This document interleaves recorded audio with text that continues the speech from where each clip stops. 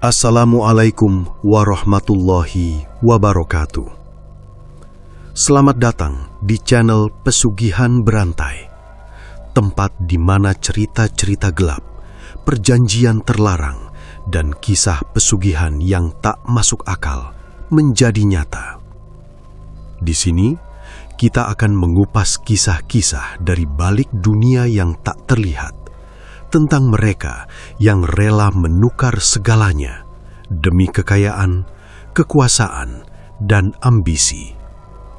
Namun ingat, tidak semua yang terlihat menguntungkan benar-benar membawa keberuntungan. Karena setiap pesugihan selalu memiliki harga yang harus dibayar. Dan terkadang yang dibayar adalah nyawa orang terdekat. Siapkan dirimu, matikan lampu, dan dengarkan cerita ini sampai akhir. Karena bisa jadi, apa yang kamu dengar malam ini lebih dekat dari yang kamu bayangkan. Selamat menyimak. Di sebuah pelosok desa terpencil yang jarang tersentuh perkembangan zaman, hiduplah masyarakat sederhana yang masih memegang erat kepercayaan lama. Desa itu bernama Desa Sumberrejo, sebuah tempat yang bahkan sinyal ponsel pun sering menghilang tanpa jejak. Jalan menuju desa itu hanya berupa tanah berbatu, berlubang, dan saat hujan turun akan berubah menjadi kubangan lumpur yang licin. Di kanan kiri jalan, hamparan sawah terbentang luas, diselingi pepohonan besar yang usianya mungkin sudah puluhan tahun. Suasana di sana tenang, terlalu tenang. Namun, di ujung desa, tepat sebelum jalan masuk ke hutan tua yang dikenal angker oleh warga sekitar, berdiri sebuah bangunan yang terasa sangat asing dibandingkan lingkungan sekitarnya. Sebuah minimarket kecil. Namanya tertulis jelas di papan depan yang sedikit pudar. Toko Hartati. Bangunannya sederhana, tidak sebesar minimarket di kota, tapi cukup mencolok. Dindingnya dicat putih, meski mulai kusam dimakan waktu. Di bagian depan terdapat pintu kaca geser yang kadang macet saat dibuka. Lampu neon tergantung di langit-langit teras, memancarkan cahaya putih yang terasa dingin. Tidak ada musik, tidak ada suara kasir, tidak ada tanda kehidupan seperti toko pada umumnya. Hanya diam. Sejak pertama kali berdiri, toko itu sudah menjadi bahan perbincangan warga desa. Bukan karena keunikannya saja, tapi karena letaknya yang dianggap tidak wajar. Ngapain buka toko di situ? Begitu kata warga. Tempat itu terlalu jauh dari pusat desa. Orang-orang harus berjalan cukup jauh hanya untuk membeli kebutuhan sehari-hari. Padahal, di tengah desa sudah ada beberapa warung kecil yang cukup memenuhi kebutuhan warga. Namun anehnya, meski jarang terlihat ramai oleh warga sekitar, toko Hartati tidak pernah terlihat sepi dalam arti sebenarnya. Setiap malam, lampunya selalu menyala terang. Bu Hartati, pemilik toko itu, dulunya hanyalah seorang janda sederhana. Suaminya meninggal beberapa tahun lalu karena sakit, meninggalkan dirinya dengan hutang yang tidak sedikit. Ia dulu hidup pas-pasan, bahkan untuk makan sehari-hari saja sering harus berhutang ke tetangga. Namun, semua berubah sejak toko Hartati berdiri. Dalam waktu yang tidak terlalu lama, hidupnya perlahan membaik. Ia mulai bisa merenovasi rumahnya, membeli barang-barang baru, bahkan terlihat lebih tenang dibanding sebelumnya.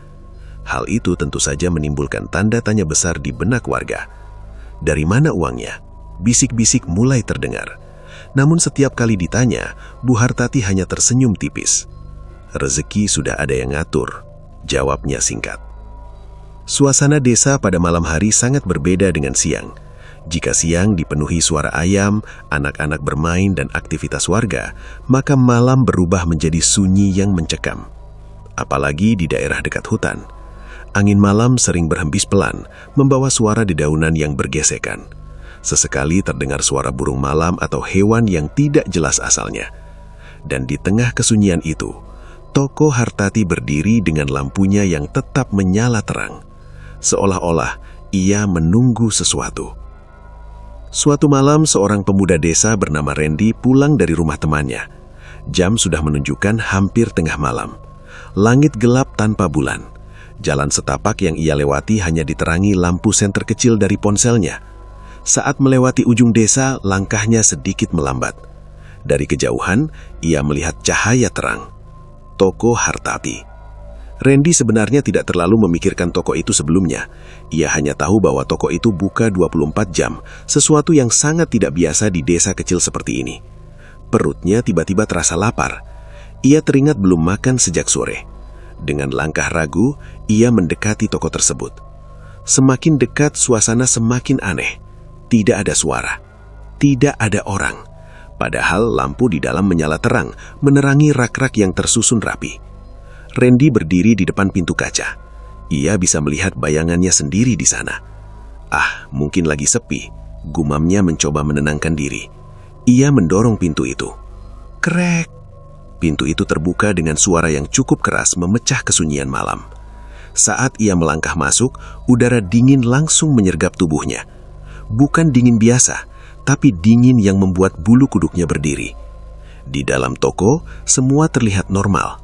Rak mie instan tersusun rapi, minuman dingin berjajar di kulkas, snack dan kebutuhan sehari-hari tertata seperti minimarket pada umumnya.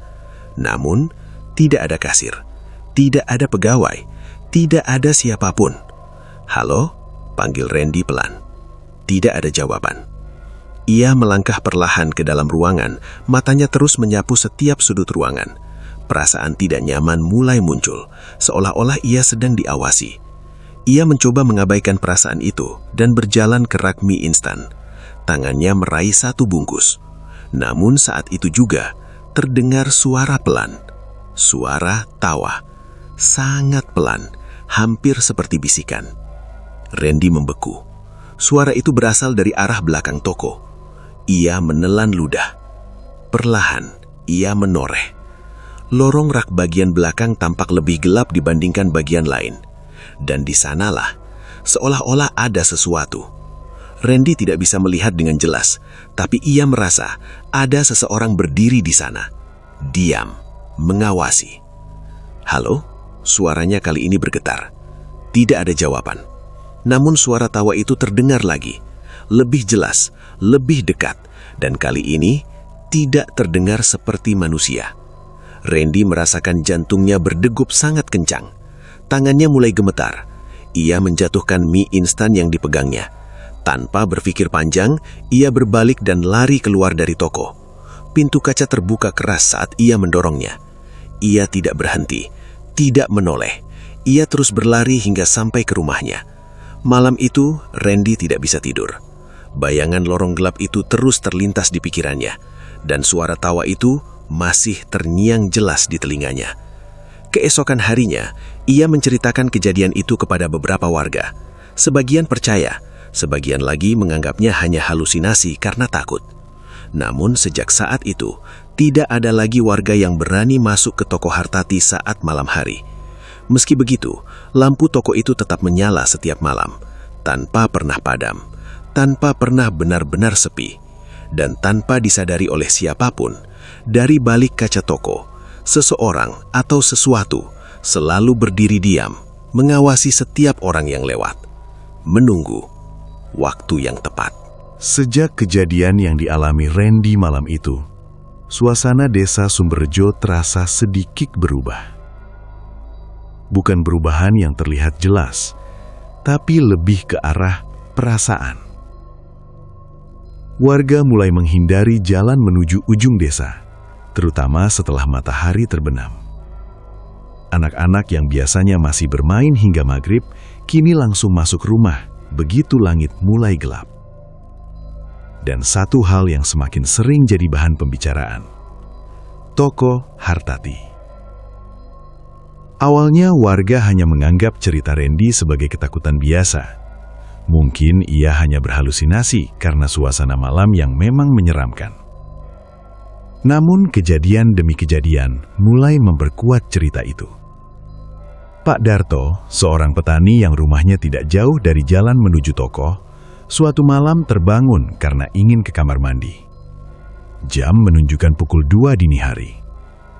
Saat melewati jendela, matanya tanpa sengaja tertuju ke arah kejauhan, ke arah ujung desa, ke arah toko Hartati.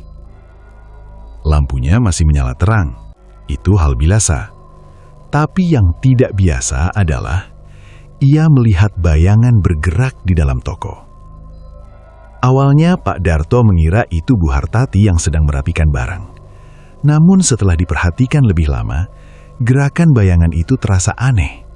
Tidak seperti orang berjalan, lebih seperti melayang. Ia mengucek matanya, mencoba memastikan. Namun bayangan itu tiba-tiba berhenti. Diam, menghadap ke arah jendela rumahnya. Jarak mereka cukup jauh, mustahil bayangan itu bisa melihatnya. Tapi entah kenapa, Pak Darto merasa ia sedang dilihat balik. Dengan cepat ia menutup tirai jendela dan menjauh. Sejak malam itu, ia tidak pernah lagi berani mendekati toko Hartati saat malam hari. Hari demi hari berlalu, dan keanehan demi keanehan mulai muncul. Beberapa warga yang nekat lewat di malam hari mengaku melihat hal serupa. Lampu toko memang menyala seperti biasa. Rak-rak terlihat penuh. Namun suasananya tidak seperti toko yang hidup, lebih seperti tempat yang dihuni. Suatu malam, dua pemuda desa, Arif dan Joko, memutuskan untuk membuktikan cerita tersebut. Mereka tidak percaya dengan omongan warga. "Ah, paling cuma cerita buat nakut-nakutin," kata Joko. Dengan modal nekat dan sedikit rasa penasaran, mereka berjalan menuju toko Hartati sekitar pukul 11 malam. Langit malam itu gelap, tidak ada bulan. Hanya suara jangkrik dan angin yang berhembus pelan. Saat mereka mendekati toko, suasana langsung terasa berbeda. Udara menjadi lebih dingin, dan anehnya, suara jangkrik tiba-tiba berhenti. "Itu toko ya?" tanya Arif pelan. "Iya, masih nyala tuh," jawab Joko, mencoba terdengar santai meski suaranya mulai kaku. Lampu toko menyala terang seperti biasa. Tidak ada suara aktivitas. Tidak ada pembeli. Tidak ada kasir. Tidak ada apapun. Hanya cahaya putih yang terasa menusuk mata di tengah gelapnya malam. "Masuk yuk," kata Joko, mencoba berani. Arif ragu sejenak.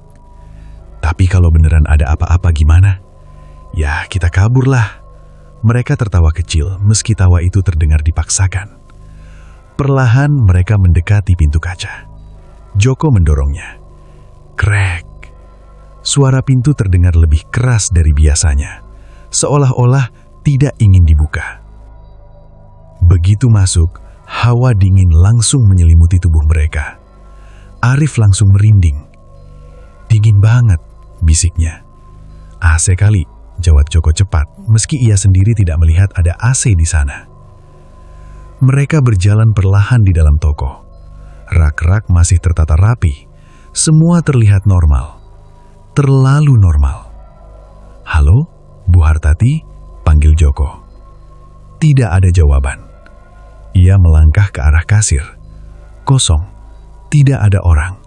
Tidak ada suara. Hanya lampu yang menyala. Arif mulai gelisah. "Kok, mending kita keluar aja deh." Namun sebelum Joko menjawab, terdengar suara. Krek. Seperti sesuatu digeser. Dari arah belakang toko. Mereka berdua langsung terdiam, saling menatap. "Itu suara apa?" bisik Arif. Joko tidak menjawab. Ia hanya menatap ke arah lorong belakang. Lorong itu lebih gelap dibandingkan bagian lain. Lampunya berkedip pelan. Tik, tik, tik. Dengan langkah perlahan, Joko mendekat. Arif mengikuti dari belakang dengan napas terhantam. Setiap langkah terasa berat, seolah-olah ada sesuatu yang menahan mereka untuk tidak mendekat. Namun rasa penasaran lebih kuat.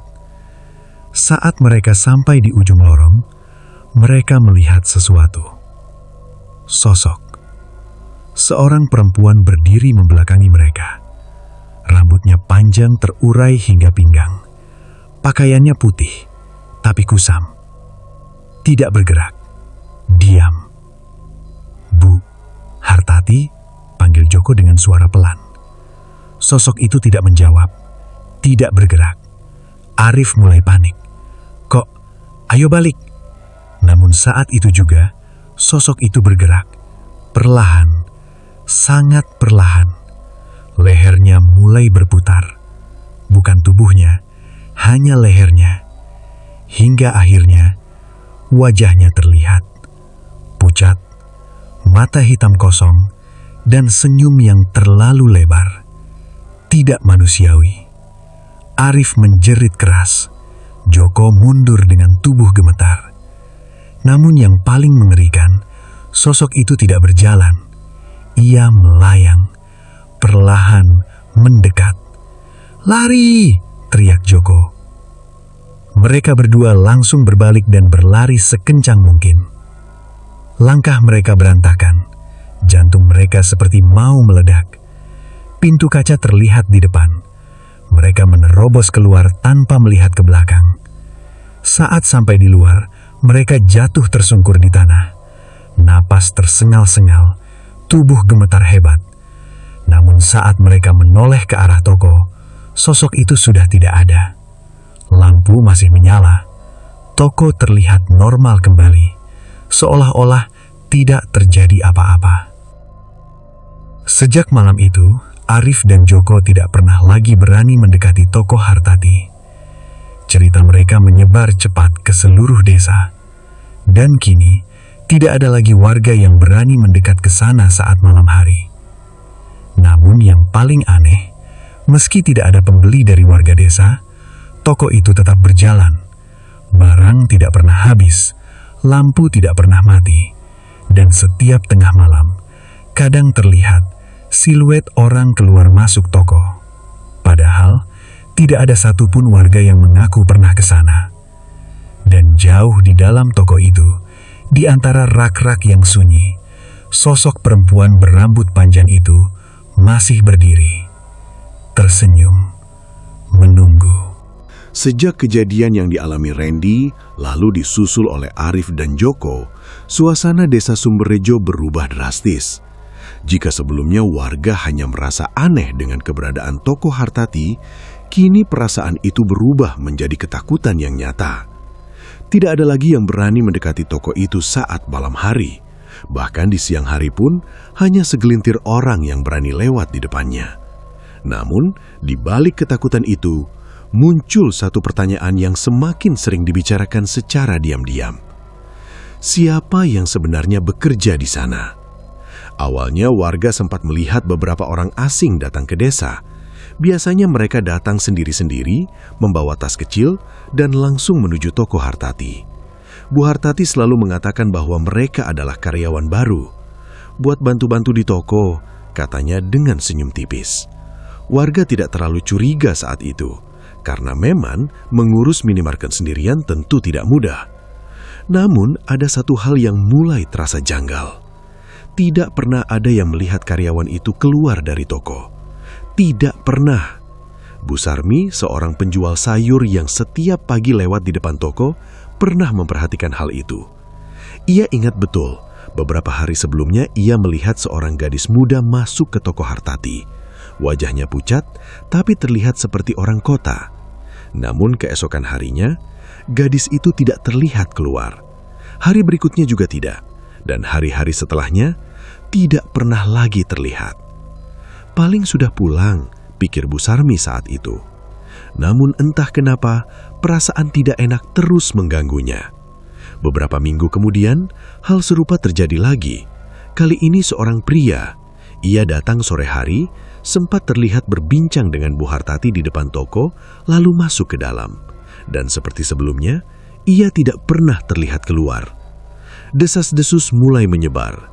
Katanya karyawannya pada tinggal di situ, bisik salah satu warga.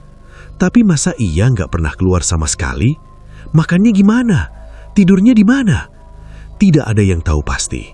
Namun semua sepakat ada sesuatu yang tidak beres. Suatu sore seorang warga bernama Pak Rahman memberanikan diri untuk bertanya langsung. Ia mendatangi toko saat masih terang. Bu Hartati sedang duduk di dekat kasir. Seperti biasa, Wajahnya tenang. "Bu, karyawannya banyak ya sekarang?" tanya Pak Rahman hati-hati.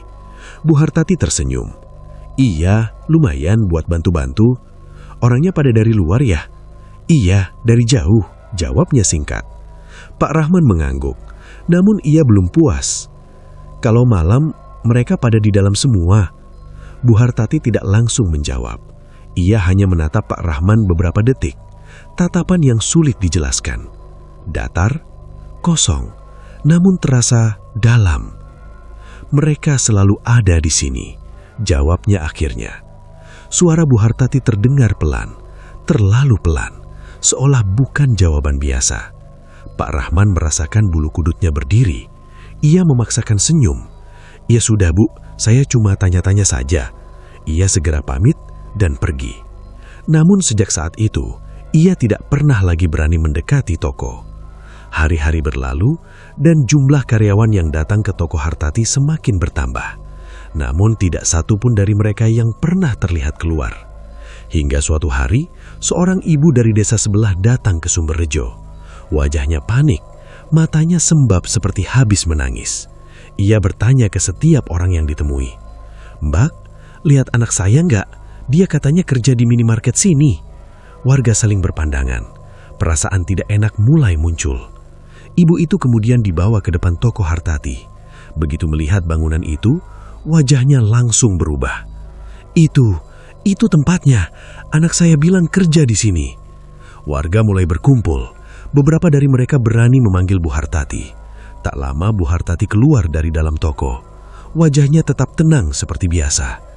"Ada apa ya?" tanyanya lembut. Ibu itu langsung mendekat. "Bu, anak saya kerja di sini. Sudah seminggu nggak pulang."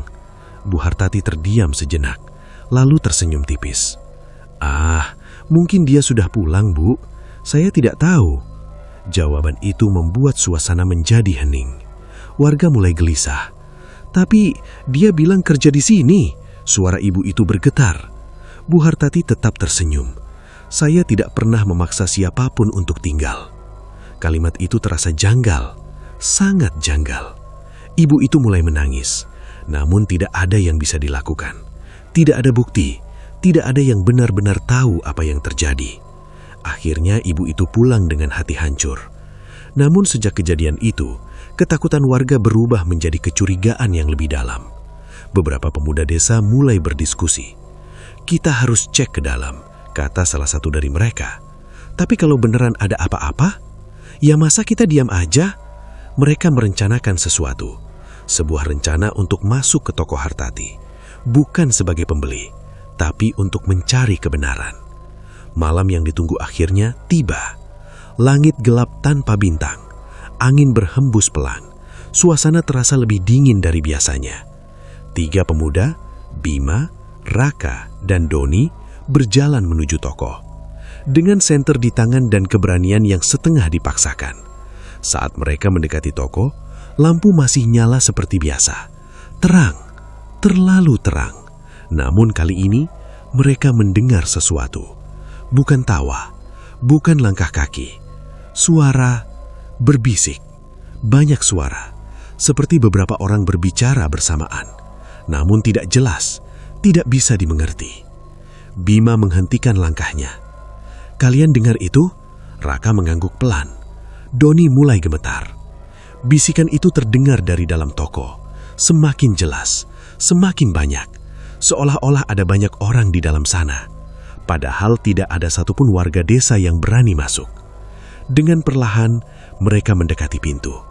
Dan saat Bima menyentuh gagang pintu, bisikan itu tiba-tiba berhenti. Hening, total. Mereka saling menatap, jantung berdegup kencang. Dengan satu tarikan nafas panjang, Bima membuka pintu. Krek! Dan apa yang mereka lihat di dalam membuat mereka tidak akan pernah sama lagi. Di dalam toko, rak-rak masih berdiri rapi. Lampu masih nyala terang, namun di antara lorong-lorong itu berdiri banyak sosok. Diam, tidak bergerak, menghadap ke arah mereka. Wajahnya pucat, mata kosong, dan yang paling mengerikan, sebagian dari mereka adalah orang-orang yang pernah terlihat masuk ke toko dan tidak pernah keluar. Doni langsung jatuh terduduk. Raka mundur perlahan. Bima membeku di tempat. Dan di antara semua sosok itu, di bagian paling belakang, berdiri satu sosok yang berbeda. Perempuan berambut panjang, berpakaian putih, dengan senyum lebar yang tidak manusiawi. Kuntilanak itu yang menatap mereka, dan perlahan mengangkat tangannya, seolah memberi tanda. Seketika, semua sosok di dalam toko bergerak bersamaan. 3 pemuda, Bima, Raka, dan Doni, yang sebelumnya nekat masuk ke dalam toko Hartati, tidak pernah kembali seperti sebelumnya. Doni ditemukan keesokan paginya di pinggir jalan desa. Tubuhnya lemas, wajahnya pucat, matanya kosong, seperti orang yang kehilangan jiwanya. Ia tidak bisa bicara dengan jelas, hanya bisa berbisik satu kata berulang-ulang. Jangan masuk. Raka mengalami hal yang lebih parah. Ia ditemukan di rumahnya sendiri, mengurung diri di kamar. Setiap kali ada yang mencoba mendekat, ia berteriak histeris. Jangan lihat mereka! Jangan lihat mereka! Ia bahkan menutup semua cermin di rumahnya dengan kain, seolah takut melihat sesuatu di balik pantulan. Sementara Bima tidak pernah ditemukan. Hilang begitu saja, seolah ditelan bumi. Sejak kejadian itu, warga desa benar-benar yakin toko Hartati bukan tempat biasa. Namun di tengah ketakutan itu, masih ada satu orang yang menyimpan rasa penasaran yang lebih besar daripada rasa takut. Namanya Dina, keponakan Bu Hartati. Dina baru saja datang dari kota beberapa hari sebelum kejadian itu. Ia tidak tahu banyak tentang cerita yang beredar di desa. Baginya, toko Hartati hanyalah usaha milik tantenya. Namun setelah melihat sendiri perubahan sikap warga dan kondisi Doni serta Raka, ia mulai merasa ada sesuatu yang sangat tidak beres.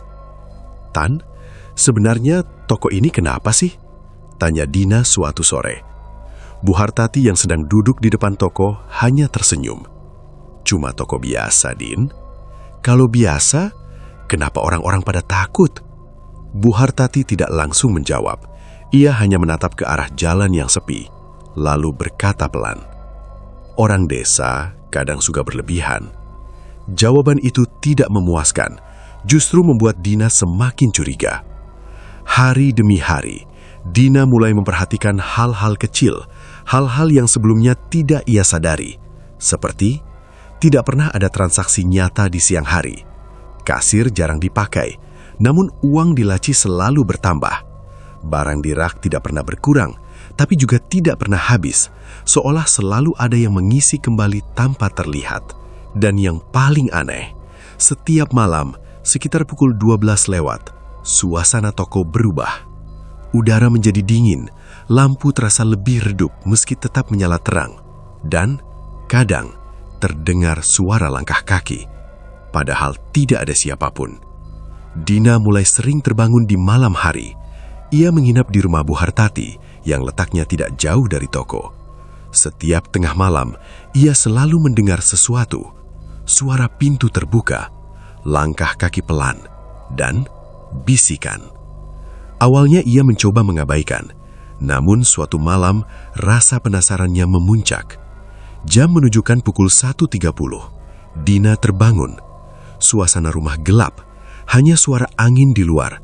Lalu ia mendengar suara itu lagi. Tok, tok, tok. Seperti seseorang berjalan di luar rumah menuju arah toko. Dengan perlahan, Dina bangkit dari tempat tidur. Ia berjalan ke jendela dan mengintip keluar. Dari kejauhan, ia melihat sesuatu. Beberapa bayangan berjalan menuju toko Hartati. Jumlahnya tidak satu, tidak dua, banyak. Namun cara mereka berjalan tidak normal, kaku, seperti tidak hidup. Dina menahan nafas, matanya tidak berkedip. Ia mencoba memastikan apa yang ia lihat. Dan saat salah satu dari mereka melewati cahaya jalan lampu, Dina membeku. Wajahnya pucat, matanya kosong, dan tubuhnya adalah salah satu dari orang yang pernah hilang. Dina mundur perlahan dari jendela. Tubuhnya gemetar, pikirannya kacau. "Ini nggak mungkin," bisiknya. Namun rasa takut itu berubah menjadi tekad. Ia harus tahu apa yang sebenarnya terjadi. Keesokan harinya, saat Bu Hartati pergi ke pasar, Dina memanfaatkan kesempatan. Ia masuk ke dalam toko sendirian. Suasana toko di siang hari terasa berbeda. Tidak terlalu menyeramkan, namun tetap ada sesuatu yang tidak nyaman. Dina berjalan perlahan, matanya menyapu setiap sudut. Hingga akhirnya, ia menemukan sesuatu. Sebuah pintu kecil di bagian belakang toko, hampir tersembunyi di balik rak. Pintu itu terlihat tua, berbeda dengan bagian toko lainnya, dan dari celah bawahnya tercium bau. Bau yang menyengat, seperti sesuatu yang membusuk. Dina menutup hidungnya, namun rasa penasarannya lebih kuat. Dengan tangan gemetar, ia memutar gagang pintu. Krek. Pintu itu terbuka perlahan. Udara dingin langsung menyergap, lebih dingin dari dalam toko. Di dalamnya gelap, sangat gelap. Dina menyalakan senter dari ponselnya dan melangkah masuk. Langkah demi langkah, hingga akhirnya cahaya senter menerangi sesuatu. Dan saat itu juga, Dina membeku.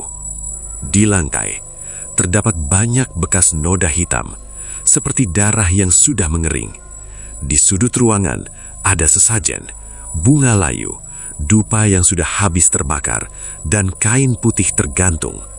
Namun yang paling mengerikan, di dinding, terdapat goresan-goresan seperti tulisan, nama-nama, banyak nama, dan beberapa di antaranya Dina kenali. Nama-nama orang-orang yang hilang. Tubuh Dina mulai lemas, nafasnya memburu. "Tuhan," bisiknya. Tiba-tiba, lampu senter berkedip-kedip. Tik, tik, tik. Dina panik. Ia memukul ponselnya. Dan saat cahaya kembali stabil, ia melihat sesuatu.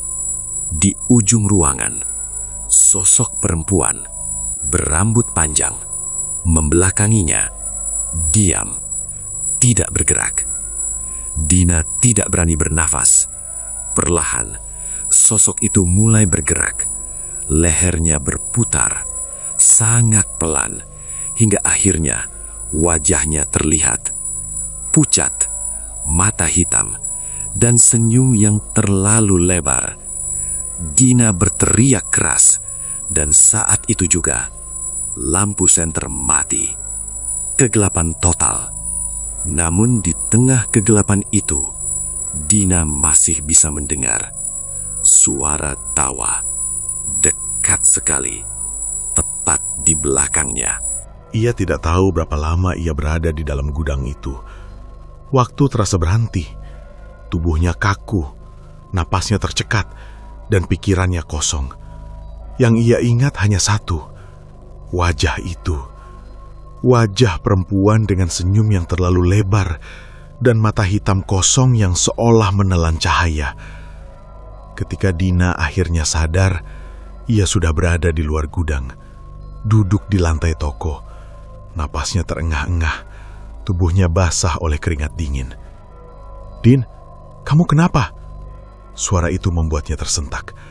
Bu Hartati berdiri di depannya, menatapnya dengan ekspresi yang sulit dijelaskan. Dina langsung mundur, matanya penuh ketakutan. "Tan, itu di dalam ada..." Suaranya bergetar, tidak mampu melanjutkan kalimat. Bu Hartati menarik napas panjang, lalu duduk di depan Dina. "Jadi, kamu sudah lihat ya?" katanya pelan. Kalimat itu membuat jantung Dina seperti berhenti. "Tan, itu apa?" tanya Dina hampir berbisik. Bu Hartati tidak langsung menjawab. Ia menunduk, tangannya saling menggenggam, seolah sedang menahan sesuatu yang berat. Beberapa detik berlalu dalam diam, hingga akhirnya ia mulai bicara. "Semua ini gak terjadi begitu saja, Din. Suasana di dalam toko tiba-tiba terasa lebih sunyi, lebih berat, seolah udara ikut mendengarkan. Dulu, Tante hampir kehilangan segalanya, lanjut Bu Hartati. Matanya mulai berkaca-kaca. Flashback perlahan terbuka. Bertahun-tahun lalu, sebelum toko Hartati berdiri, hidup Bu Hartati sangat jauh dari kata layak. Suaminya meninggal karena sakit yang tak kunjung sembuh. Biaya pengobatan menguras semua tabungan. Hutang menumpuk, rumah hampir disita. Setiap hari ia hanya bisa duduk di depan rumah, menatap kosong ke jalan, menunggu keajaiban yang tak kunjung datang. Tetangga mulai menjauh, bukan karena benci, tapi karena takut ikut terbebani. Dalam keputusasaan itu, seseorang datang. Seorang perempuan tua, tubuhnya bungkuk, matanya tajam, dan senyumnya membuat bulu kuduk merinding. "Kamu mau hidup enak?" tanya perempuan itu tiba-tiba. Bu Hartati terkejut. "Siapa?" tanyanya. Perempuan itu hanya tertawa kecil. "Tante bisa bantu." Awalnya Bu Hartati ragu, namun saat mendengar tawaran itu, harapan kecil mulai muncul. "Apa yang harus saya lakukan?" tanyanya pelan. Perempuan tua itu mendekat, berbisik tepat di telinganya. "Kamu harus berani bayar harga." Kalimat itu terasa dingin, menusuk. Namun saat seseorang sudah berada di titik terendah, apapun bisa terasa masuk akal. Malam itu, Bu Hartati mengikuti perempuan tua itu. Mereka berjalan menuju hutan di ujung desa. Hutan yang selama ini dihindari warga. Langit gelap, angin berhembus pelan, dan suasana terasa tidak wajar. Mereka sampai di sebuah tempat terbuka, di tengah hutan. Di sana, sudah ada sesuatu yang menunggu. Sebuah altar sederhana, dengan sesajen, dupa menyala, dan bau yang tidak sedap. "Duduk," kata perempuan tua itu. Bu Hartati menurut, meski hatinya bergetar. Ritual mulai. Perempuan tua itu mulai membaca mantra, bahasa yang tidak dimengerti, namun terdengar berat. Angin tiba-tiba berhenti, suara hutan menghilang, dan dari kegelapan, sesuatu muncul. Awalnya hanya bayangan, namun perlahan menjadi jelas. Seorang perempuan, berambut panjang, pakaian putih kusam, melayang. Jantung Bu Hartati hampir berhenti. Ia ingin lari, namun tubuhnya tidak bisa bergerak. "Itu penjagamu," bisik perempuan tua. Sosok itu mendekat. Wajahnya tidak terlihat jelas, namun aura dingin yang dibawanya terasa nyata. "Apa yang harus saya lakukan?" tanya Bu Hartati dengan suara bergetar. Perempuan tua itu tersenyum. "Kamu harus memberi makan." "Makan?" "Dia butuh jiwa." Kalimat itu membuat dunia seolah berhenti. "Setiap kamu ingin rejeki, kamu harus bayar." "Dengan apa?" Perempuan tua itu menatap langsung ke mata Bu Hartati. "Dengan darah keluargamu sendiri." Sunyi, total. Bu Hartati tidak langsung menjawab. Pikirannya kacau, hatinya menolak. Namun hidupnya sudah tidak punya pilihan. Jika ia menolak, ia akan kehilangan segalanya. Jika ia menerima, ia harus mengorbankan sesuatu yang tak tergantikan. Air matanya jatuh, namun perlahan ia mengangguk. "Aku sanggup." Dan saat itu juga, sosok perempuan itu tersenyum. Senyum yang sama yang dilihat Dina di gudang. Ritual selesai, perjanjian dibuat. Sejak malam itu, hidup Bu Hartati berubah. Toko Hartati berdiri, rejeki datang, uang mengalir. Namun, harga yang harus dibayar baru saja dimulai. Kembali ke masa sekarang, Dina menatap Bu Hartati dengan mata penuh air mata. "Tan, itu berarti..." Bu Hartati mengangguk pelan. "Iya, Din. Semua yang ada di toko ini dijaga oleh dia." Dina mundur, tubuhnya lemas. "Dan semua orang yang hilang?" Bu Hartati menutup mata. Air matanya jatuh. "Mereka jadi bagian dari perjanjian." Dina tidak bisa berkata apa-apa. Namun satu pertanyaan masih tersisa. Kalau nggak ada tumbal lagi, Bu Hartati membuka mata, menatap Dina.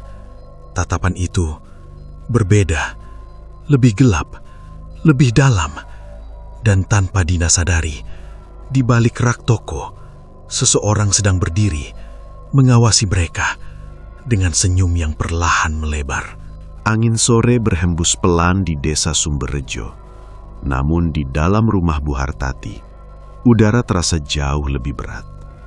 Dina masih duduk terpaku setelah mendengar semua pengakuan tantenya. Pikirannya penuh, dadanya sesak. Ia ingin menyangkal semuanya. Tapi apa yang ia lihat di gudang terlalu nyata untuk diabaikan. "Tan, kenapa harus keluarga sendiri?" tanya Dina akhirnya. Suaranya lirih. Bu Hartati terdiam. Pertanyaan itu seperti pisau yang kembali mengiris luka lama. Karena sebenarnya, ia sendiri pun tidak pernah benar-benar menerima kenyataan itu.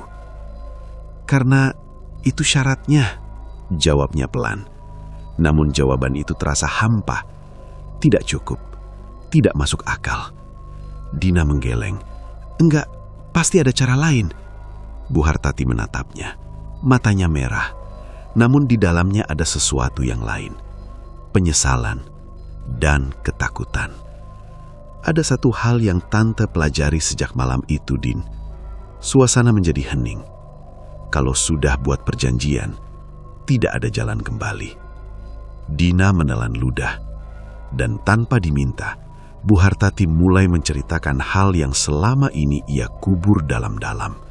Tentang tumbal pertama. Flashback kembali terbuka. Beberapa hari setelah ritual di hutan, hidup Bu Hartati memang berubah. Rizki mulai datang, orang-orang tiba-tiba membeli tanah di dekat rumahnya. Ada yang menawarkan kerjasama usaha, dan entah bagaimana, ia bisa membangun toko Hartati. Semua terasa seperti mimpi. Namun kebahagiaan itu tidak bertahan lama. Suatu malam, ia bermimpi. Dalam mimpinya, ia berada di dalam toko, sendirian. Lampu menyala terang, namun suasana sunyi. Lalu, ia melihat sesuatu. Di ujung lorong, sosok perempuan itu berdiri, diam, menatapnya. Perlahan, sosok itu mendekat. Dan saat sudah sangat dekat, ia berbisik, "Aku lapar." Bu Hartati terbangun dengan napas terengah-engah. Tubuhnya basah oleh keringat. Awalnya ia menganggap itu hanya mimpi. Namun keesokan harinya, hal-hal aneh mulai terjadi. Barang di toko berjatuhan sendiri. Lampu berkedip tanpa sebab. Dan yang paling mengerikan, suara tawa mulai terdengar. Di siang hari, Bu Hartati mulai panik. Ia kembali ke hutan, mencari perempuan tua itu. Dan ia menemukan jawabannya. "Dia sudah datang," kata perempuan tua itu. "Apa maksudnya?" tanya Bu Hartati. "Penjagamu, dia butuh makan." Jantung Bu Hartati berdegup kencang. "Aku belum siap." Perempuan tua itu tertawa kecil. "Perjanjian tidak menunggu kamu siap." Sunyi. "Kalau kamu tidak memberi, dia akan mengambil sendiri." Kalimat itu terasa seperti ancaman. Bu Hartati pulang dengan perasaan hancur. Hari itu, adiknya datang. Namanya Sari, satu-satunya keluarga yang masih dekat dengannya. Sari datang dengan senyum cerah, membawa makanan. Tidak tahu apa yang sedang terjadi. "Mbak, aku Kamin," katanya sambil memeluk Bu Hartati. Pelukan itu hangat, tulus, dan justru karena itu, hati Bu Hartati semakin hancur. "Menginap ya hari ini?" tanya Bu Hartati. Sari mengangguk. "Tentu saja." Malam itu, mereka makan bersama, bercerita, tertawa, seolah tidak ada yang salah. Namun di balik semua itu, Bu Hartati tahu, malam itu akan menjadi malam terakhir. Saat Sari tertidur, Bu Hartati duduk di sampingnya, menatap wajah adiknya. Air matanya jatuh. "Maafin Mbak," bisiknya. namun tubuhnya tidak bergerak. Ia tidak melakukan apapun. Ia berharap semuanya hanya akan berlalu. Namun tengah malam tiba. Jam menunjukkan pukul 12 malam. Tiba-tiba, lampu mati. Rumah menjadi gelap. Angin dingin masuk dari jendela. Dan suara itu, tawa. Pelan, namun jelas. Bu Hartati membeku. Perlahan, ia menoleh ke arah pintu. Dan di sana, sosok itu berdiri. Kuntilanak. Rambut panjang menutupi wajah, pakaian putih lusuh, dan bau yang sama seperti di gudang. Aku lapar. Suara itu terdengar lagi. Bu Hartati menangis. Jangan, tolong. Namun sosok itu tidak berhenti. Ia melayang mendekat ke arah tempat tidur Sari. Jangan, teriak Bu Hartati. Ia mencoba menghalangi, namun tubuhnya seperti ditahan, tidak bisa bergerak. Sari masih tertidur, tidak tahu apa yang akan terjadi. Dan dalam hitungan detik, sosok itu menghilang bersamaan dengan jeritan. Jeritan yang langsung terputus. Sunyi. Total. Lampu kembali menyala. Dan Sari sudah tidak ada. Hanya bekas di tempat tidur. Dan noda hitam di lantai. Bu Hartati jatuh terduduk, menangis histeris. Namun semuanya sudah terlambat. Keesokan harinya ia mengatakan kepada warga bahwa Sari pergi merantau. Tidak ada yang curiga. Namun sejak malam itu, toko Hartati mulai hidup. Pembeli misterius datang. Uang mengalir deras. Barang tidak pernah habis. Dan sosok itu selalu ada, menjaga, menunggu. Kembali ke masa sekarang. Dina menutup mulutnya. Air matanya mengalir deras. Tan, itu kejam, bisiknya. Bu Hartati hanya menunduk. Iya, aku tahu. Makanya aku gak mau ini terjadi lagi. Namun kalimat itu terasa ironis. Karena kenyataannya, perjanjian itu belum selesai. Dan tumbal masih akan terus dibutuhkan. Tiba-tiba, lampu toko berkedip. Tik, tik, tik. Dina langsung menoleh. Dan di kaca depan toko, ia melihat sesuatu. Bayangan. Bukan satu. Banyak. Dan di antara mereka, ada satu sosok yang berdiri paling dekat. Tersenyum. Menatap langsung ke arah Dina. Untuk pertama kalinya sejak datang ke desa Sumberjo, Dina benar-benar merasa tidak aman. Ia berdiri terpaku di dalam toko Hartati. Matanya menatap ke arah kaca depan. Nafasnya tercekap. Di balik kaca itu, terlihat bayangan-bayangan berdiri. Diam. Tidak bergerak. Jumlahnya banyak. Lebih banyak dari yang pernah ia lihat sebelumnya. Dan di antara mereka, ada satu sosok yang paling jelas. Perempuan berambut panjang, berpakaian putih, dengan kepala sedikit miring, dan senyum yang perlahan melebar. Dina mundur selangkah. Tan, suaranya bergetar. Bu Hartati langsung menoleh. Namun saat ia melihat ke arah kaca, bayangan itu menghilang. Hanya tersisa pantulan kosong, seperti tidak pernah ada apa-apa. Masuk ke dalam, Din, kata Bu Hartati cepat. Nada suaranya berubah, lebih tegas, lebih panik. Dina tidak membantah. Ia mengikuti Bu Hartati ke dalam. Pintu ditutup, lampu dipadamkan sebagian, hanya menyisakan beberapa titik cahaya redup. Suasana langsung berubah, lebih gelap, lebih dingin. Dengerin Tante baik-baik, kata Bu Hartati. Dina mengangguk. Mulai sekarang, jangan pernah keluar saat malam. Kenapa? Bu Hartati menatapnya dalam. Karena dia sudah mulai melihat kamu. Jantung Dina terasa jatuh. Maksudnya? Namun sebelum Bu Hartati menjawab, tok, suara itu terdengar dari pintu depan. Dina dan Bu Hartati langsung terdiam. Tok, tok, seperti seseorang mengetuk. Pelan, teratur. Dina menelan ludah. "Siapa itu?" bisiknya. Bu Hartati tidak menjawab. Ia hanya menatap pintu. Dan kemudian, tok, tok, tok. Ketukan itu semakin cepat, seolah tidak sabar. Dina mundur perlahan. Tubuhnya gemetar. Tan, suaranya hampir menangis. Bu Hartati mengangkat tangan, memberi isyarat agar diam. Dan saat itu juga, ketukan berhenti. Sunyi.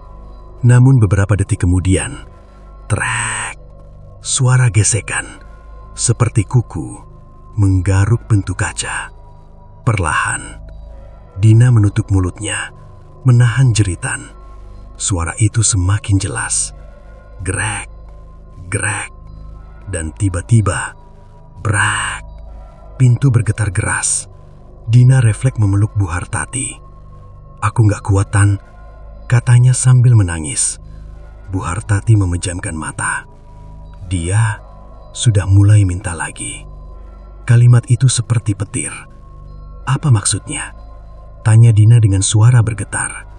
Bu Hartati tidak langsung menjawab, namun jawabannya datang dengan sendirinya.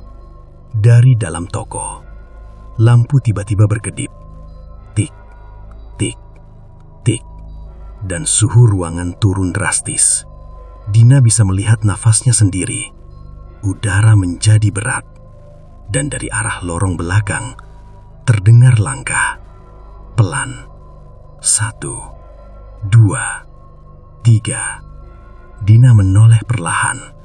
Dan di sana, sosok itu muncul. Kuntilanak itu kini tidak lagi di luar. Ia ada di dalam, berdiri di antara rak-rak. Kepalanya tertunduk, rambut panjang menutupi wajahnya, namun tubuhnya tidak menyentuh lantai. Ia melayang. Perlahan, ia mulai mendekat. "Tan," bisik Dina. Namun Bu Hartati hanya bisa menatap. Matanya penuh ketakutan. "Aku sudah kasih, aku sudah kasih," katanya pelan. Sosok itu berhenti. Perlahan, kepalanya terangkat. Wajahnya terlihat pucat, rusak, dan senyum itu semakin lebar. "Aku lapar." Suara itu terdengar lagi. Dina langsung jatuh terduduk. Air matanya mengalir. "Kenapa aku?" bisiknya. Dan saat itu juga, sosok itu bergerak cepat. Sangat cepat. Dalam sekejap, ia sudah berada tepat di depan Dina. Jaraknya hanya beberapa senti. Dina bisa mencium bau busuk dari tubuhnya dan melihat matanya yang kosong tepat di depan wajahnya. Dina menjerit keras, namun sebelum sosok itu menyentuhnya, Bu Hartati berteriak, "Jangan dia!" Suasana langsung hening. Sosok itu berhenti. Matanya perlahan beralih ke arah Bu Hartati. Ada sesuatu yang berubah. Ekspresinya menjadi lebih gelap. "Perjanjian." Suara itu berbisik. Bu Hartati mengangguk cepat. Air matanya jatuh. "Iya, aku tahu. Kasih aku waktu." Sosok itu diam. Beberapa detik yang terasa seperti selamanya. Lalu perlahan, ia mundur dan menghilang. Seketika, adu arah kembali normal. Lampu stabil. Dina langsung pingsan. Ketika Dina sadar, ia sudah berada di dalam kamar. Pagi hari, cahaya matahari masuk melalui jendela. Namun hangatnya tidak terasa. Bu Hartati duduk di sampingnya. "Kamu harus pergi dari sini, Din," katanya pelan. Dina langsung duduk. "Enggak, aku nggak mau tinggalin tante sendiri." Bu Hartati menggeleng-geleng. "Ini bukan soal mau atau enggak. Dia sudah milih kamu." Kalimat itu membuat darah Dina seolah berhenti mengalir. "Kenapa aku?" Bu Hartati menunduk karena darahmu masih satu garis sama tante. Sunyi. Dan dia selalu mulai dari yang paling dekat. Dina gemetar. Ia akhirnya mengerti. Semua ini belum selesai. Dan sekarang giliran dia. Di luar rumah, angin berhembus pelan. Dan di kejauhan, Toko Hartati berdiri. Tenang. Namun di balik kaca itu, seseorang sedang berdiri, menatap ke arah rumah, menunggu dengan senyum yang perlahan melebar. Pagi memang datang seperti biasa. Cahaya matahari tetap masuk melalui jendela. Suara ayam masih terdengar dari kejauhan. Namun semua itu terasa kosong. Karena Dina tahu, apa yang ia hadapi bukan sesuatu yang bisa dilawan dengan logika. Ia duduk di pinggir tempat tidur. Tatapannya kosong. Pikirannya penuh bayangan semalam. Wajah itu, senyum itu, dan suara itu. Aku lapar. Dina menutup telinganya, seolah ingin menghapus suara itu dari kepalanya. Namun percuma. Semakin ia mencoba melupakan, semakin jelas suara itu terdengar. Din? Suara Bu Hartati membuyarkan lamunannya. Dina menoleh pelan. Tan, aku harus gimana? Suaranya lembah. Bu Hartati tidak langsung menjawab. Ia hanya menatap Dina. Dalam, lama. Pergi dari sini, katanya akhirnya. Dina menggeleng cepat. Tapi dia bisa ngejar aku kan? Sunyi. Bu Hartati tidak menyangkal. Dan itu sudah menjadi jawaban. Terus aku harus ngapain? Tanya Dina, kini hampir putus asa. Bu Hartati menunduk, tangannya gemetar. Selama kamu masih di sini, dia akan lebih kuat. Dina terdiam. Karena tempat ini, tempat dia. Kalimat itu membuat Dina merinding. Namun sebelum mereka bisa melanjutkan pembicaraan, tok. Suara itu terdengar lagi. Dina langsung membeku. Matanya melebar. Tan, bisiknya. Bu Hartati menoleh ke arah pintu rumah. Tok, tok. Ketukan itu terdengar pelan, namun jelas. Dan yang membuatnya lebih mengerikan, ketukan itu berasal dari dalam rumah, bukan dari luar. Dina perlahan berdiri. Langkahnya gemetar. Jangan, kata Bu Hartati cepat. Namun sudah terlambat. Dina berjalan menuju arah suara, menuju lorong kecil di dalam rumah. Lorong itu gelap, padahal siang hari. Dan di ujung lorong ada satu pintu. Pintu yang selama ini tidak pernah dibuka. Tok, tok, tok. Suara itu berasal dari balik pintu itu. Dina berdiri di depannya. Napasnya tertahan. Siapa? Bisiknya. Tidak ada jawaban. Namun pegangan pintu itu perlahan bergerak. Krek. Pintu terbuka sendiri. Dina mundur selangkah. Dan dari dalam, kegelapan menyambut. Namun di tengah kegelapan itu, ada sesuatu. Seseorang. Duduk di lantai. Rambut panjang menutupi wajahnya. Tubuhnya diam. Namun perlahan, ia mengangkat kepala. Dan saat wajahnya terlihat, Dina menjerit. Itu dirinya sendiri. Namun dengan wajah pucat, mata hitam kosong, dan senyum yang sama, seperti sosok itu. Dina jatuh terduduk. Apa ini? Apa ini? Ia mulai menangis. Tiba-tiba, sosok itu bergerak, cepat, dan dalam sekejap sudah berada tepat di depan Dina. Tangannya terangkat, hampir menyentuh wajah Dina. Namun, "Pergi!" teriak Bu Hartati dari belakang. Suasana langsung berubah. Sosok itu menghilang, seperti asap. Pintu tertutup keras. Brak! Dina gemetar hebat. "Aku lihat diriku sendiri," katanya bertebah. Bu Hartati memeluknya. "Itu bukan kamu. Itu dia yang mulai masuk." Kalimat itu membuat Dina semakin takut. "Masuk? Kemana?" Bu Hartati menatapnya. "Ke dalam kamu." Sunyi. Dina tidak bisa berkata apa-apa. Sejak saat itu, teror tidak lagi hanya datang dari luar, namun juga dari dalam dirinya sendiri. Malam harinya, Dina mencoba tidur. Namun ia tahu, ia tidak benar-benar sendirian. Lampu kamar ia biarkan menyala, namun tetap terasa gelap. Jam menunjukkan pukul 2:13. Dina terbangun.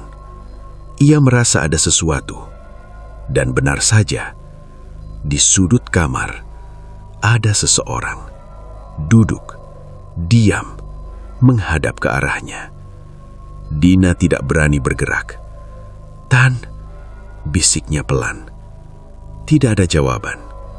Perlahan, sosok itu berdiri dan berjalan mendekat. Langkahnya tidak terdengar, namun jaraknya semakin dekat, semakin dekat. Hingga akhirnya, Dina bisa melihat wajahnya. Itu bukan lagi sosok asing. Itu dirinya sendiri. Namun dengan senyum yang lebih lebar, lebih menyeramkan. "Aku, kamu," bisiknya. Dina menutup mata, menjerit. Dan saat ia membuka mata kembali, sosok itu sudah tidak ada.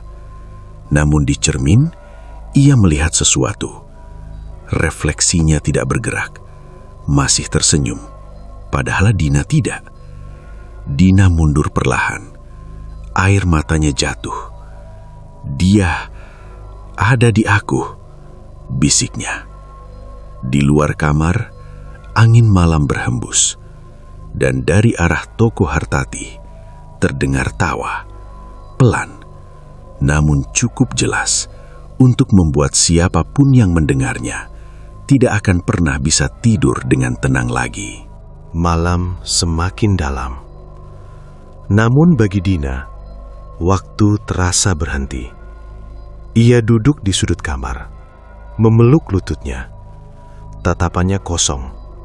Sejak kejadian di depan cermin, ia tahu satu hal dengan pasti. Ia tidak lagi sepenuhnya sendiri di dalam tubuhnya. Sesekali, ia merasakan pikirannya seperti ditarik. Seperti ada sesuatu yang mencoba masuk, mengambil alih. Dan yang paling mengerikan, kadang ia tersenyum. Tanpa alasan, tanpa sadar. Dina langsung menutup mulutnya setiap itu terjadi. Air matanya jatuh. "Ini bukan aku," bisiknya berulang-ulang. Di luar kamar, suasana rumah sunyi. Namun bukan sunyi yang menenangkan, melainkan sunyi yang menekan. Sementara itu, di ruang depan, Bu Hartati duduk sendirian. Wajahnya lelah, matanya sembab. Ia tahu waktu sudah hampir habis. Perjanjian itu akan segera menagih lagi. Dan kali ini targetnya sudah jelas. Dina. Bu Hartati menatap lantai. Tangannya gemetar. "Kenapa harus dia?" bisiknya lirih. Namun jauh di dalam hatinya, ia sudah tahu jawabannya. Karena selama ini, ia terus menunda memberikan tumbal. Dan dalam perjanjian itu, semakin lama ditunda, semakin dekat targetnya. Dan yang paling dekat, selalu keluarga sendiri. Air mata kembali jatuh. Namun tiba-tiba, ia teringat sesuatu. sesuatu yang selama ini ia sembunyikan. Buku tua itu. Buku yang ia dapat dari perempuan tua di hutan. Buku yang berisi semua perjanjian. Dengan langkah cepat, Buhartati berdiri. Ia menuju ke kamar belakang, membuka lemari tua, dan dari balik tumpukan kain, ia mengeluarkan sebuah buku.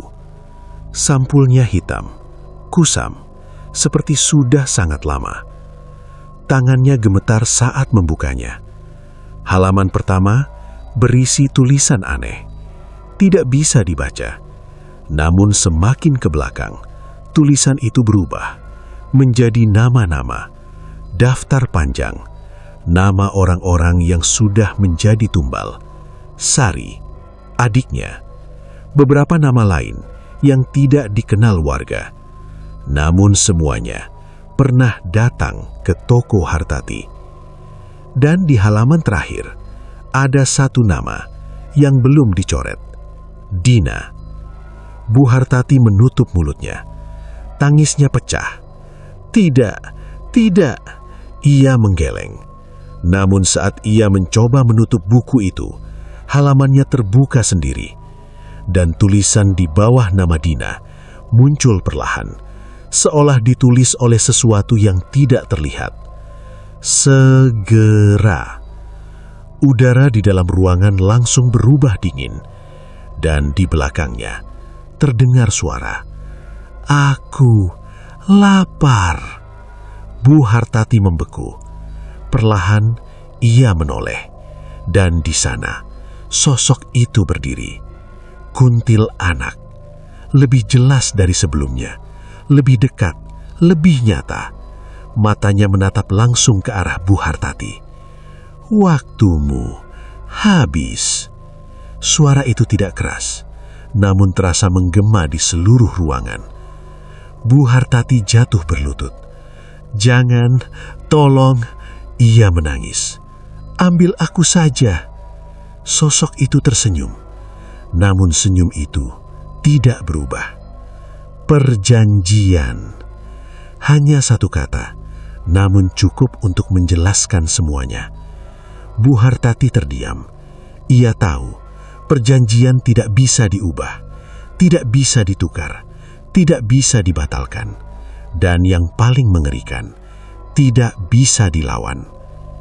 Di kamar, Dina tiba-tiba terbangun. Ia merasa sesuatu sangat kuat, sangat dekat, dan kali ini ia tidak takut lagi. Wajahnya kosong, senyumnya perlahan muncul, namun bukan senyum miliknya. Ia berdiri, langkahnya pelan, namun pasti, menuju keluar kamar. Di ruang depan, Buhartati masih berlutut. Tangisnya belum berhenti. Namun saat ia mendengar langkah kaki, ia langsung menoleh. Dan di sana, Dina berdiri. Namun ada yang berbeda. Matanya kosong, dan senyumnya sama, seperti sosok itu. "Din," suara Buhartati bergetar. Namun Dina tidak menjawab. Ia hanya berjalan mendekat, perlahan, sangat pelan. Namun setiap langkahnya terasa seperti akhir dari segalanya.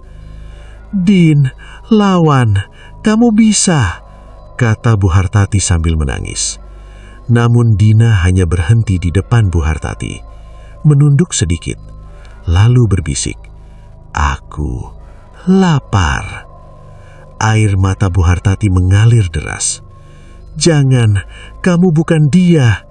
Namun saat itu juga, Dina mengangkat kepalanya, dan di belakangnya, sosok itu muncul, melayang, menempel, seolah menyatu. Dua sosok, satu tubuh. Dan untuk pertama kalinya, Buhartati benar-benar mengerti. Ini bukan lagi soal tumbal. Ini adalah penggantian. Penjaga lama akan diganti dengan darah baru, dengan jiwa yang lebih dekat, dengan Dina. Buhartati menjerit, namun semuanya sudah terlambat. Di luar, angin bertiup kencang, dan di kejauhan, lampu toko Hartati menyala lebih terang dari biasanya, seolah menyambut sesuatu yang baru. Langit desa Sumberjo gelap tanpa bintang. Angin bertiup kencang, menggoyangkan pepohonan di sekitar ujung desa. Dan di tengah semua itu, toko Hartati menyala lebih terang dari biasanya. Di dalam rumah, Bu Hartati masih berlutut di depan Dina. Air matanya tak berhenti mengalir. Namun wajah Dina sudah bukan lagi milik Dina sepenuhnya. Matanya kosong, senyumnya kaku, dan aura dingin yang menyelimutinya sangat berbeda. "Din, tolong balik!" Suara Bu Hartati pecah. Namun Dina hanya menatapnya, tanpa emosi. Di belakangnya, sosok kuntilanak itu melayang, semakin jelas, semakin nyata. Seolah-olah ia sudah siap. "Aku lapar." Suara itu keluar dari mulut Dina, namun bukan suaranya. Bu Hartati menutup mulutnya. Tangisnya semakin keras. "Tolong, jangan dia!" bisiknya. Namun kali ini, tidak ada tawar-menawar. Sosok itu mengangkat tangannya, dan tubuh Dina perlahan terangkat. Kakinya tidak lagi menyentuh lantai. Matanya mulai berubah, semakin gelap. Dan di saat itulah, sesuatu di dalam diri Bu Hartati pecah. Bukan ketakutan, bukan keputusasaan, tapi keputusan. Dengan sisa tenaga yang ia punya, ia berdiri. "Cukup!" Suara itu menggema di seluruh ruangan. Untuk pertama kalinya, sosok itu berhenti. Dina juga terdiam. Bu Hartati menatap mereka dengan mata penuh air mata, namun kali ini ada sesuatu yang berbeda. Keberanian. "Aku yang mulai semua ini." Suaranya bergetar. "Aku juga harus mengakhiri." Udara di ruangan menjadi sangat dingin. Sosok kuntilanak itu menatapnya, seolah tertarik. "Perjanjian," bisiknya. Bu Hartati mengangguk. "Iya, perjanjian." Ia melangkah maju. Setiap langkah terasa berat, namun ia tidak berhenti. "Ambil aku." Sunyi. Kalimat itu menggantung di udara. Dina tiba-tiba jatuh ke lantai. Tubuhnya lemas, seperti sesuatu keluar dari dirinya. Sosok itu kini sepenuhnya menghadap Bu Hartati. "Tidak bisa." Suara itu berubah, lebih dalam, lebih dingin. "Darah terakhir, harus yang baru." Bu Hartati menggigit bibirnya. Ia tahu, ini tidak akan mudah. Namun ia tidak menyerah. "Kalau begitu, aku kasih lebih." Sosok itu diam, seolah menunggu. Bu Hartati menatap Dina yang tergeletak. Air matanya jatuh lagi. Namun kali ini, ia tidak ragu. Ia berbalik dan berlari menuju toko Hartati. Malam semakin gelap. Toko itu berdiri seperti biasa. Namun kali ini, aura di sekitarnya jauh lebih berat. Bu Hartati masuk ke dalam. Pintu tertutup keras di belakangnya. Ia langsung menuju gudang. Pintu tua itu terbuka. Bau menyengat menyambut. Namun ia tidak peduli. Ia masuk dan berdiri di tengah ruangan. Di depan semua sesajen, semua darah, semua jejak dosa. "Aku akhiri semua ini." Ia mengambil salah satu benda tajam yang ada di sana. Tangannya gemetar, namun tekadnya bulat. "Kalau harus ada yang jadi penjaga," air matanya jatuh, "biarkan aku." Dan tanpa ragu, ia menggores tangannya sendiri. Darah mengalir, menetes ke lantai. Dan saat itu juga, udara berubah. Angin berputar di dalam ruangan. Suara tawa terdengar, lebih keras dari sebelumnya.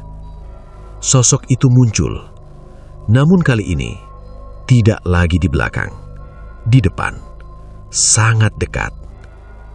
Pilihan yang terlambat. Namun Bu Hartati hanya tersenyum pahit. Lebih baik terlambat daripada tidak sama sekali. Sosok itu menatapnya. Beberapa detik yang terasa seperti selamanya. Lalu, ia tersenyum. Dan dalam sekejap, sosok itu masuk ke dalam tubuh Bu Hartati.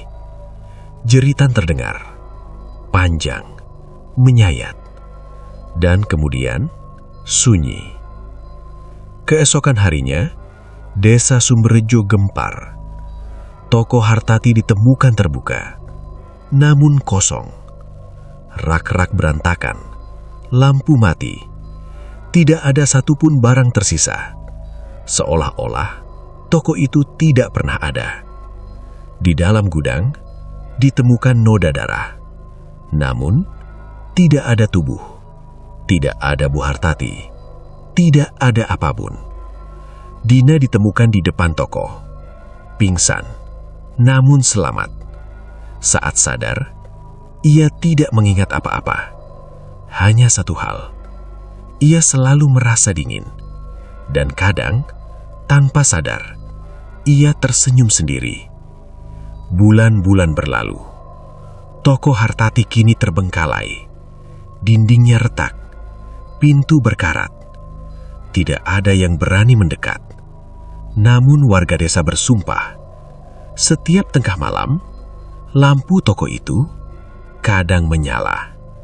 Dan di balik kaca, terlihat sosok perempuan berdiri, diam, menatap keluar, dengan senyum yang perlahan melebar. Dan dari dalam, terdengar suara, pelan, namun jelas. Aku masih lapar. Itulah kisah malam ini dari Pesugihan Berantai. Tentang bagaimana sebuah keinginan bisa berubah menjadi kutukan yang tak berujung. Jika kamu merasa cerita ini menyeramkan atau mungkin terasa terlalu nyata, tinggalkan jejakmu di kolom komentar. Karena siapa tahu, ada di antara kalian yang pernah mengalami hal serupa. Jangan lupa untuk subscribe, like, dan share, agar semakin banyak yang tahu bahwa tidak semua jalan menuju kekayaan berakhir bahagia. Dan ingat, jika suatu saat kamu ditawari jalan pintas menuju kekayaan, pikirkan baik-baik, karena bisa jadi yang diminta sebagai gantinya bukan sekedar uang, tapi hidupmu sendiri. Saya pamit undur diri. Wassalamualaikum warahmatullahi wabarakatuh. Sampai jumpa di cerita berikutnya.